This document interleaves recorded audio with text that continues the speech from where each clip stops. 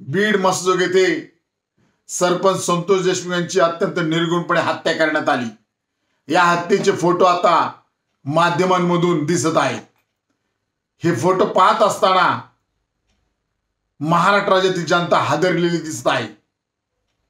याचमुळे आमचं स्पष्ट मत असं आहे की या प्रकरणातील जे आरोपी आहे वाल्मिक कराड याला फाशी शिक्षा झालीच पाहिजे आणि जे कोण आरोपी आहेत सर्व सुदर्शन गुले, प्रतीक गुले जे कोण आरोपी आहेत या सर्व आरोपींना आता फाशी शिक्षा झालीच पाहिजे, तरच सरपंच संतोष देशमुख यांच्या कुटुंबाला न्याय मिळेल अशी आम्ही अपेक्षा बाळगतो।